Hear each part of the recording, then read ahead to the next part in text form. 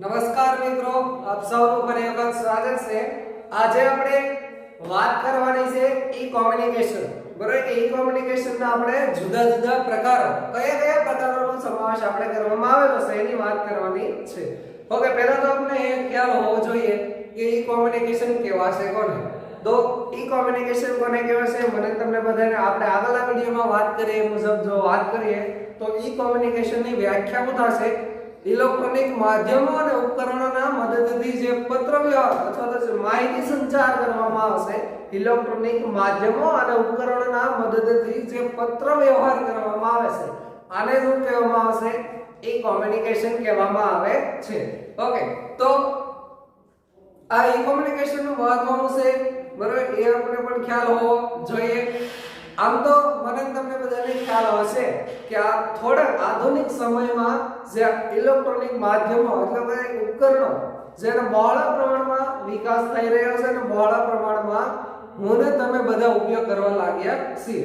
Okay, તો દરેક વ્યાપારીઓ પણ આ ઇલેક્ટ્રોનિક ઉપકરણો છે એનો ખૂબ જ મોટા પ્રમાણમાં ઉપયોગ કરવા લાગ્યા છે।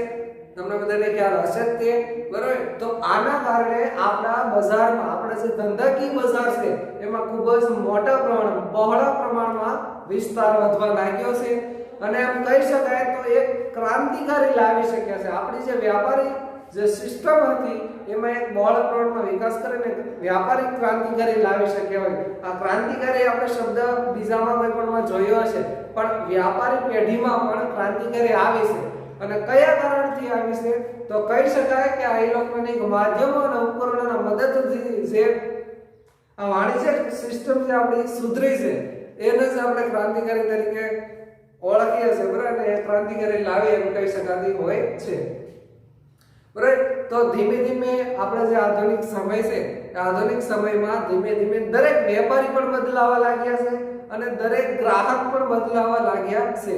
જો વેપારી ના બદલાય એટલે કે આધુનિક સમય પ્રમાણે જો ન ચાલે તો એની પેઢી હવે ટૂંકમાં નાશ પામશે એમ પણ કહી શકાય મિત્રો, બરાબર? તો દરેક વેપારીએ પણ આ જે આધુનિક સિસ્ટમ છે એને અપનાવવી જ પડશે, કારણ કે ઓટોમેટિક ગ્રાહકો પણ બદલાણા છે। એટલે આજે તમારે કોઈ પણ વસ્તુ ખરીદવી હોય તો તમે પણ હવે દુકાને જવાને બદલે પોતે ઘરે બેસીને અથવા તો સમય અને નાણાંની બચત કરીને ખરીદી કરી હશે, બરાબર? આ કોમ્યુનિકેશનનો ફાયદો જ કહી શકાય, મહત્વ કહી શકાય કે તમારો ઘણો બધો સમય બચી જતો હોય છે। માની લો તમે કોઈ ઓફિસે જોબ કરતા હો તો તમારે કોઈ પણ 10 થી 15 વસ્તુ ખરીદવી હોય, બરાબર? તમારે કોઈ પણ વસ્તુ પરચેઝ કરવી છે તો આ પરચેઝ કરવા માટે તમે રજા પાડીને એ વસ્તુ પરચેઝ કરવા જાઓ તો ઘણો બધો ટૂંકમાં તમારો સમય બગડતો હોય છે, તમારી સેલેરીમાં પણ ઘણો બધો ફેર પડી જતો હોય છે। તો આવું ના થાય, બરાબર? અથવા તો આનો ફાયદો ગણી શકાય તો આ ઈ કોમ્યુનિકેશનમાં આપણે જે વાણિજ્ય ઈ કોમર્સ જોવાનું છે, બરાબર? આ ઈ કોમર્સમાં આ ફાયદો થતો હોય છે એટલે કે નાણાં અને સમયની પણ બચત થશે। તમામ વસ્તુ આપણે આજે ઈ કોમ્યુનિકેશનના જે જુદા જુદા પ્રકારો છે એના આપણે ટોપિક ધોરણ 12 માં એટલે કે ધોરણ 12 ના જે અભ્યાસમાં મૂકેલું છે આપણે જે એસપી વિષયમાં, બરાબર? એટલે કે આ ચેપ્ટર ભણીએ છે એમાં આપણને 9 ટોપિક આપેલા છે। આ 9 ટોપિક આપણે ધ્યાનપૂર્વક ભણીશું। બધાની જેમ અમુકની વ્યાખ્યા આપેલી છે, અમુકના પૂરા નામ આપેલા છે। આ તમામ વિષય વિશે આપણે સંપૂર્ણ માહિતી મેળવશું અને આ ટોપિક આપણા માટે ખૂબ જ ઉપયોગી કહી શકાય એમ કહી શકાય। આ ઉપરાંત આ પાઠ્યપુસ્તકમાં તો ઉપયોગી છે, આપણી પરીક્ષાની દ્રષ્ટિએ તો ઉપયોગી છે, તે ઉપરાંત પણ કહી શકાય તો આપણે જે આજે વ્યવહારો આપણે જે આજે કરીએ છીએ, આજકાલ જે આ વ્યવહારો આપણે કરવા માંગીએ છીએ, બરાબર? આધુનિક આપણે જે જીવનશૈલી છે આ જીવનશૈલીમાં પણ આપણે આ ટોપિકનો ઉપયોગ કરી શકીએ એવા સરસ મજાના ટોપિકો મૂકેલા છે। તો ભણીએ આપણે, જોઈએ હવે આપણે અત્યારે જે વાત કરવાની છે ટોપિક નંબર 1। ટોપિક નંબર 1 એટલે કે ઈ કોમર્સ। તો જોઈએ આજે આપણે વાત કરવાની છે ઈ કોમ્યુનિકેશનમાં ઈ કોમર્સ કોને કહેવાય, બરાબર? પહેલો આપણો ટોપિક છે ઈ કોમર્સ કોને કહેવાય। ઓકે, ઈ કોમર્સ કોને કહેવાય એની વાત કરીએ તો એટલે કે આપણે જે વાણિજ્ય પત્ર એટલે કે જે ધંધાકીય બાબતો જે ખરીદ વેચાણ થાય છે એને આપણે કોમર્સ તરીકે ઓળખીએ છીએ, બરાબર? વાણિજ્ય તરીકે ઓળખીએ છીએ, પણ આપણે આજે ઈ આગળ શબ્દ લાગે છે ઈ કોમર્સ, બરાબર? એટલે કે ઇલેક્ટ્રોનિક કોમર્સ કોને કહેશું એની આપણે આજે વાત કરવાની છે। તો બોર્ડ પર સરસ મજાની વ્યાખ્યામાં દર્શાવેલી છે. જોઈએ આપણે ઈ-કોમર્સ ની વ્યાખ્યાની વાત કરીએ તો સમય અને સ્થળના બંધન વગર ઇલેક્ટ્રોનિક માધ્યમોનો ઉપયોગ કરીને ઇન્ટરનેટના માધ્યમોથી થતી ખરીદ વેચાણની પદ્ધતિને ઈ-કોમર્સ તરીકે ઓળખવામાં આવે છે. વ્યાખ્યા એકદમ સરળ છે, આપણે યાદ રાખવાનો પ્રયત્ન કરશું.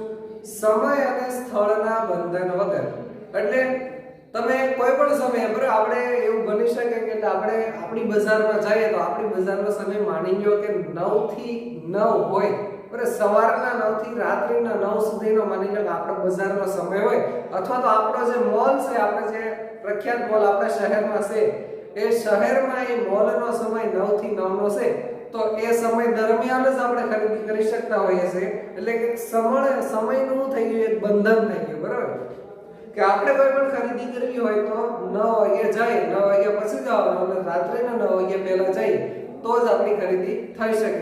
બાકી નકર આપણે ક્યારેય ખરીદી થઈ શકતી નથી.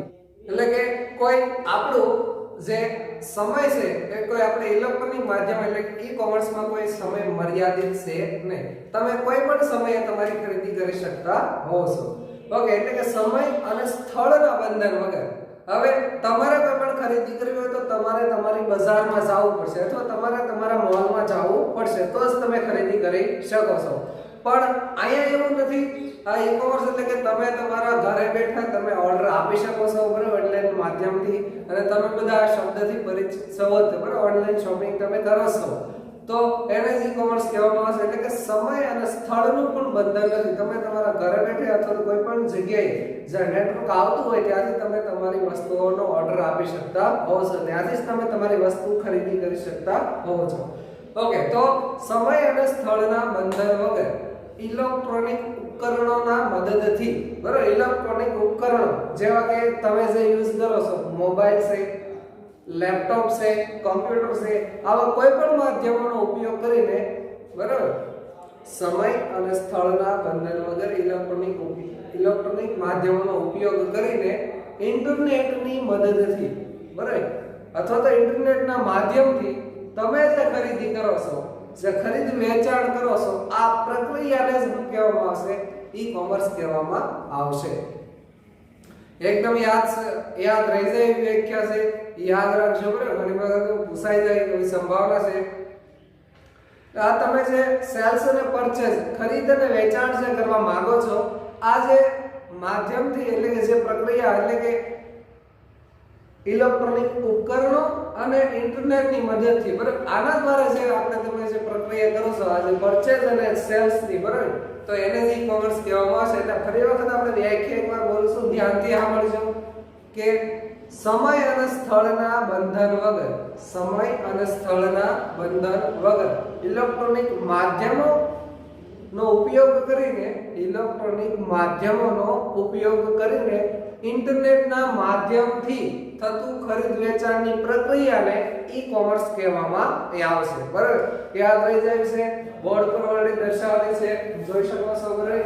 યાદ રાખવાનો પ્રયત્ન કરો, અત્યારે જ યાદ રહી જાય છે બરાબર. ચલો આગળ વધીએ આપણે. તો આ જે ઈ-કોમર્સ છે એને ઓનલાઈન શોપિંગ તરીકે પણ ઓળખવામાં આવે છે. એટલે કે હું તમે બધા જે શબ્દનો પ્રયોજન કરીએ છે પણ ઓનલાઈન શોપિંગ કરીએ એવું આપણે કહીએ છીએ બરાબર. તો આપણે સાહેબ બોર્ડ પર ઓલરેડી દર્શાવ્યું છે કે ઈ-કોમર્સ ને ઓનલાઈન શોપિંગ તરીકે પણ ઓળખવામાં આવે છે. પ્રશ્ન પૂછાઈ શકે ઈ-કોમર્સ ને બીજા કયા નામથી ઓળખવામાં આવે, તો આપણો આન્સર હંમેશા એ જ હશે કે ઈ-કોમર્સ ને ઓનલાઈન શોપિંગ તરીકે પણ ઓળખવામાં આવે છે. ઓકે, તો આ જે ઇલેક્ટ્રોનિક માધ્યમો અને ઇન્ટરનેટની મદદથી જે વાણિજ્ય એટલે કે ધંધાકીય વ્યવહારો થાય છે, એમાં જે વેપારી હોય છે એ પોતાની એક વેબસાઈટ બનાવતો હોય છે અને વેબસાઈટ પર પોતાની જે વસ્તુઓ છે, પોતાની જે પ્રોડક્ટ્સ છે, એ પ્રોડક્ટ્સની તમામ ડિટેલ્સ, તમામ એના જે પેકિંગ કેવા હોય છે, એનો ક્વોન્ટિટી કેવો હોય છે, આ તમામ પ્રકારની ડિટેલ્સ પોતાની વેબસાઈટમાં અપલોડ કરી દેશે. ત્યારબાદ આ વેબસાઈટ ગ્રાહક સુધી પહોંચાડવામાં આવશે અને ગ્રાહક આ વેબસાઈટ ઉપર જઈ પોતાને જે અનુકૂળતા આવતી હોય એ વસ્તુ જોશે બરાબર, એનું પ્રદર્શન કરશે બરાબર, અને ત્યારબાદ ગ્રાહકને યોગ્ય લાગે તેવી વસ્તુનો ઓર્ડર તે આપશે, બરાબર. એટલે કે વેપારી આ તમામ વસ્તુઓનું પ્રદર્શન કે નિદર્શન કહી શકાય. આ વસ્તુ ક્યાં નિદર્શન કે પ્રદર્શન કરશે? તો એ પોતાની વેબસાઈટ ઉપર આવું પ્રદર્શન કરશે અને ગ્રાહક સુધી આ વેબસાઈટ પહોંચાડવામાં આવશે જુદા જુદા માધ્યમો થકી, બરાબર. એટલે કે મોબાઈલ દ્વારા છે, બરાબર, બીજા કોઈ પણ પોસ્ટર દ્વારા કે કોઈ પણ રીતે આ જે વેબસાઈટ છે એ ગ્રાહક સુધી પહોંચાડવામાં આવે છે અને ત્યારબાદ આ ગ્રાહક છે એ આવી કોઈ પણ વસ્તુ જોશે અને ત્યારબાદ એ ખરીદી કરશે, બરાબર. તો આવી કોઈ પણ ગ્રાહક છે એ વેપારીની જે એપ્લિકેશન અમુક બનાવવામાં આવે છે, બરાબર, શોપિંગ માટેની સ્પેશિયલ એપ્સ પણ હશે ઓલરેડી, બરાબર. તો તમે બધા પરિચિત હશો, એમેઝોન છે, ફ્લિપકાર્ટ છે, આ બહુ પ્રખ્યાત છે, બરાબર. તો આ વેબસાઈટ અથવા તો આ એપ્લિકેશન ઉપર જઈ અને ગ્રાહક પોતાની આ જે વસ્તુ છે એની માહિતી મેળવે અને પોતાને યોગ્ય લાગે એવી વસ્તુ એ ખરીદી શકતા હોય છે. તો આ ગ્રાહક આવી વસ્તુ તો ખરીદે છે, તો હવે પ્રશ્ન થાય કે આ ગ્રાહકો ખરીદી કરે છે તો નાણાંની ચૂકવણી કઈ રીતે કરતા હોય છે? તો મને તમને બધાને ખ્યાલ છે કે નાણાંની ચૂકવણી એટીએમ કાર્ડ દ્વારા, ડેબિટ કાર્ડ દ્વારા, ક્રેડિટ કાર્ડ દ્વારા અથવા તો ઓનલાઈન બેન્કિંગ દ્વારા, બરાબર. જો તમારા એકાઉન્ટમાં તમે ઓનલાઈન બેન્કિંગ ચાલુ કરાવ્યું હોય તો ઓનલાઈન બેન્કિંગ દ્વારા પણ તમે ચૂકવણી કરી શકતા હો છો. આ ઉપરાંત મોબાઈલ બેન્કિંગ દ્વારા પણ ચૂકવણી કરવામાં આવે છે, બરાબર. તો અલગ અલગ બેંક દ્વારા અલગ અલગ એપ્લિકેશનો લોન્ચ કરવામાં આવી છે અને મોબાઈલ બેન્કિંગની સુવિધાઓ તમને ઓલરેડી પૂરી પાડવામાં આવે છે અને જે વધારે ગ્રાહકોને અનુકૂળ આવતી હોય છે એટલા માટે બેંક આ સુવિધા પૂરી પાડે છે. તો આ મોબાઈલ બેન્કિંગ દ્વારા પણ તમે કોઈ પણ વસ્તુની ચૂકવણી કરી શકતા હો છો. ઓકે, આ પ્રકારનો વ્યવહાર અને કઈ રીતે થઈ શકે, બરાબર, એની વાત કરવાની છે. તો આ પ્રકારનો વ્યવહાર એટલે કે આજે કોની કોની વચ્ચે થઈ શકે એની વાત કરવાની છે ઈ કોમર્સમાં, બરાબર. તો ઈ કોમર્સમાં B2B આને ઓલરેડી દર્શો B2B, B2C અને C2C. એટલે કે B2B એટલે કે બિઝનેસ ટુ બિઝનેસ એમ કહી શકાય. તો વ્યાપારી એક વ્યાપારી પેઢી બીજી વ્યાપારી પેઢીને પોતાની વસ્તુ ઓનલાઈન માધ્યમથી ખરીદી શકતા હોય છે. એક વેપારી પેઢી, બરાબર, B2B બિઝનેસ ટુ બિઝનેસ એટલે કે એક વ્યાપારી પેઢી દ્વારા બીજી વ્યાપારી પેઢીને કોઈ પણ વેચાણ કે ખરીદી કરવામાં આવતી હોય એવું થઈ શકે છે. ઓકે, પછી B2C એટલે કે એક વ્યાપારી પેઢી પોતાના કસ્ટમર સુધી વસ્તુ પહોંચાડે છે, બરાબર. એવા પ્રકારનું પણ ખરીદ વેચાણ થઈ શકે. એટલે કે વ્યાપારી પેઢીથી લઈ અને ગ્રાહક સુધી ઈ કોમર્સ થઈ શકે. ઈ કોમર્સ નામની પ્રક્રિયા કરી શકાતી હોય છે. અને C2C એટલે કસ્ટમર ટુ કસ્ટમર, બરાબર, ગ્રાહક ટુ ગ્રાહક એવી રીતે પણ વેચાણ કે ખરીદી થઈ શકતી હોય છે. તમને બધાને ખ્યાલ છે કે તમારી કોઈ પણ જૂની વસ્તુ હોય, બરાબર, તો આ જૂની વસ્તુ તમે ઓનલાઈન માધ્યમ દ્વારા ઇન્ટરનેટમાં તમારી વેબસાઈટ પર અથવા તો અધર એપ્લિકેશનમાં તમારી આ માહિતી પૂરી પાડો અને બીજો ગ્રાહકને ખરીદવાની ઈચ્છા હોય તો એ બીજો ગ્રાહક આ ખરીદી માટે જે ગ્રાહકનો એમાં કોન્ટેક્ટ નંબર લખેલો હશે એ કોન્ટેક્ટ નંબર પરથી એને કોલ કરી અથવા તો એને કોઈ પણ સંદેશ પહોંચાડીને પોતે વસ્તુ ખરીદવા માંગે છે એવું કહી શકતો હોય છે, બરાબર.